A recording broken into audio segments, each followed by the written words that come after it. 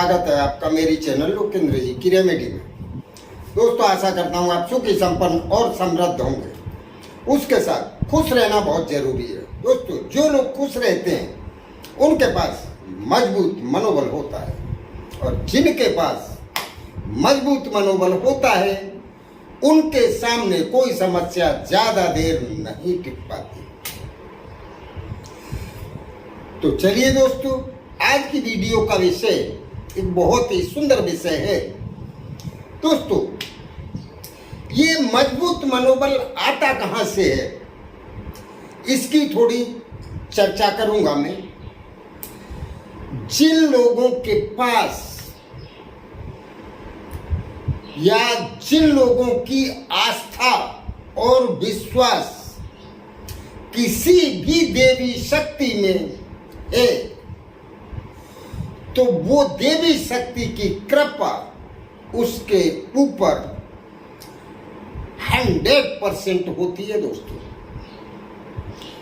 और जिसके ऊपर देवी शक्ति की कृपा है, उस व्यक्ति को जीवन में कोई भी समस्या अपने टारगेट से डिगा नहीं सकती, क्योंकि उस व्यक्ति की जो शक्ति है वो तो है ही, लेकिन उस शक्ति के अलावा भी एक ऐसी शक्ति उसके पीछे बैकिंग पावर दिए हुए है कि जिससे वो व्यक्ति कभी पीछे नहीं हट सकता। उसको आगे आगे आगे ही आना है। तो दोस्तों, ये शक्ति आपके पास कब आती है? आपके अंदर श्रद्धा तो है, क्या भगवान को मानते हो या किसी देवी को मानते हो, तो वो श्रद्धा के कारण आप उसको मानते हैं। लेकिन वो भगवान भी आपको उसी तरह एक्सेप्ट करता है और मानता है, या वो देवी शक्ति भी आपको उसी तरह मानती है। वो कब होगा, उसके लिए आपके अंदर एक अडिग विश्वास का होना बहुत जरूरी है दोस्तों।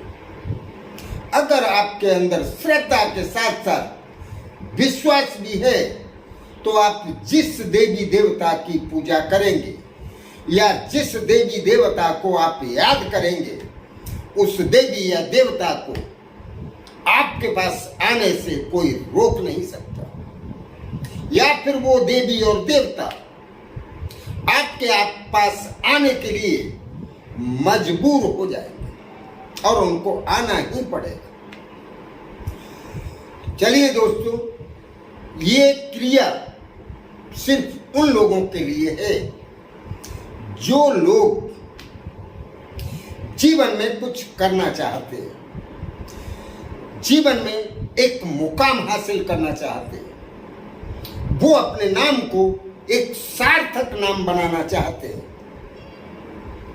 वो लोग वो समृद्ध बनना चाहते हैं, उनके पास वो सब कुछ होना चाहिए जो एक समृद्ध व्यक्ति के लिए जरूरी है। ऐसी सोच जिसके भी पास है, तो दोस्तों, वो मुकाम सिर्फ आपकी मेहनत से हासिल नहीं होगा। मेहनत आवश्यक है। कहा है कर्मण्येवाधिकारस्ते मा फलेषु कदाचित्। तो कर्म तो जरूरी है, लेकिन उस कर्म के साथ साथ किसी ऐसी ईश्वरीय शक्ति या परम शक्ति का भी आपको बैकिंग पावर होना चाहिए। जब वो शक्ति आपके रक्षा कर रही होगी, आपका सपोर्ट कर रही होगी, तो आपकी जो मेहनत हो रही है, बस उसी मेहनत से आप देखते ही देखते उस मुकाम को हासिल कर लेंगे जो आपको आप सोच नहीं सकते। इसलिए दोस्तों, श्रद्धा और विश्वास, आप जो भी पूजा पाठ या कोई क्रिया या कोई अनुष्ठान जो भी कुछ करें, उसमें आपकी श्रद्धा और विश्वास, तीसरा समर्पण भाव का होना बहुत जरूरी है। जब ये तीनों चीजें आपके अंदर उपस्थित हो जाएंगी दोस्तों, दुनिया की कोई ऐसी शक्ति नहीं है जिसको आपके पास आने से कोई रोक सके। तो इसी तरह दोस्तों, अभी नजदीक में होली आ रही है और होली का त्योहार हम सभी मनाते हैं। दोस्तों, कभी आपने सोचा कि ये होली क्या है? इस होली को हम श्रद्धा से मनाते हैं क्योंकि हमको उसमें श्रद्धा है, लेकिन उस होली में हमको श्रद्धा के साथ साथ अपना विश्वास भी कायम कर देना है। और इसके रहते आप जो भी क्रिया करेंगे उसका फल आपको 100% मिलेगा और उस फल को कोई रोक नहीं सकता। तो दोस्तों, आपको करना क्या है? 28 मार्च 2021 को होलिका दहन होगा और उस होलिका दहन में आपको एक पीली कौड़ी, क्या लेना है? पीली कौड़ी। पीली कौड़ी को आपको अपने हाथ में लेके जाना है। पीली कौड़ी आप किसी भी पूजा पाठ का सामान जिस दुकान पे मिलता हो वहां जाके बोलना। पीली कौड़ी को लक्ष्मी कौड़ी माना जाता है दोस्तों। वो एक कौड़ी आपको ले लेनी है और अपनी मुट्ठी में इस तरह पूरी ताकत से दबा लेनी है। कब? जब आप होलिका दहन में माता होली की परिक्रमा करें, या तो आप एक परिक्रमा करें या फिर आप 7 परिक्रमा करें। दो में से आपको फाइनल करना है कि या तो आप एक परिक्रमा करेंगे या फिर एक से ज्यादा करते हैं तो आप 7 परिक्रमा करेंगे। और उस कौड़ी को अपने मुट्ठी के अंदर पूरी ताकत से दबा लेना है और आपको उस कौड़ी के अंदर प्राण फूंकने हैं। आपके अंदर एक ही विचार होना चाहिए कि जो आपके हाथ में है वो कौड़ी नहीं है, वो माता लक्ष्मी की एक प्रतिमा है या माता लक्ष्मी स्वयं है। और माता लक्ष्मी जब स्वयं है आपकी मुट्ठी में, तो फिर आपको ये महसूस भी करना है कि उस कौड़ी में जान है और कोई ऐसा आपको महसूस हो रहा है कि उसमें धड़कन भी है। बस ये ध्यान रखते हुए आपको होली की एक प्रदक्षिणा करनी है या फिर 7। ध्यान आपका वही होना चाहिए कि माता लक्ष्मी आपके पास आपकी मुट्ठी में है और वो हमेशा हमेशा के लिए आपके पास आ चुकी है। दोस्तों, जब आपकी परिक्रमा पूरी हो जाए उसके बाद आप पूर्व दिशा की तरफ माता होली के सामने खड़े होना है। माता होली की तरफ पीठ करके नहीं, आपको होली के पश्चिम दिशा में आके खड़े होना है और पूर्व दिशा की तरफ अपना मुंह करना है और वो कौड़ी की मुट्ठी खुलनी नहीं चाहिए। आपको इस तरह हाथ जोड़ लेने हैं, मुट्ठी बंद,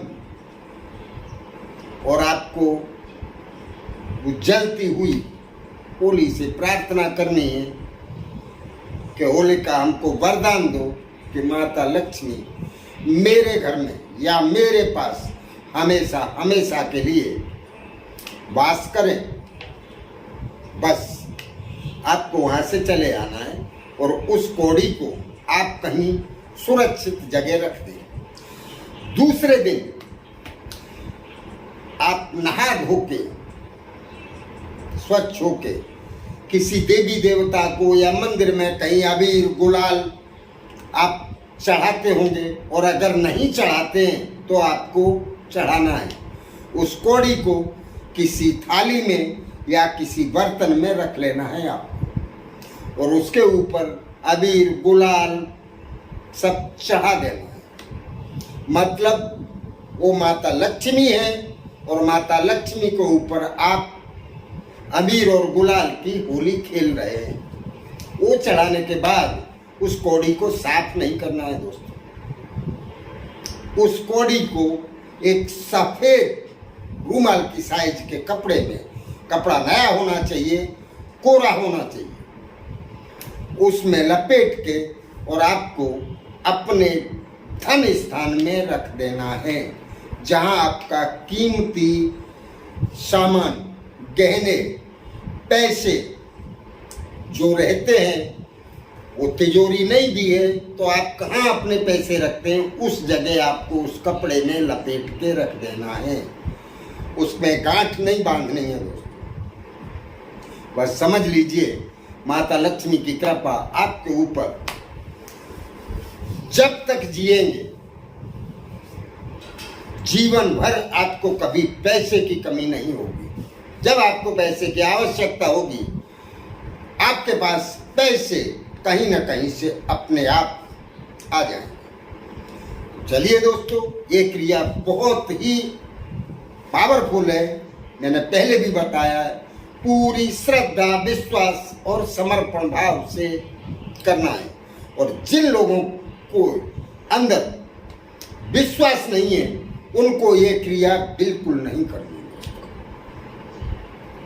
चलिए दोस्तों, ये वीडियो अगर आपको अच्छी लगती है तो इसको लाइक और सब्सक्राइब अवश्य करें। शेयर करना ना भूलें, पता नहीं कब कहाँ किसकी काम लग जाए।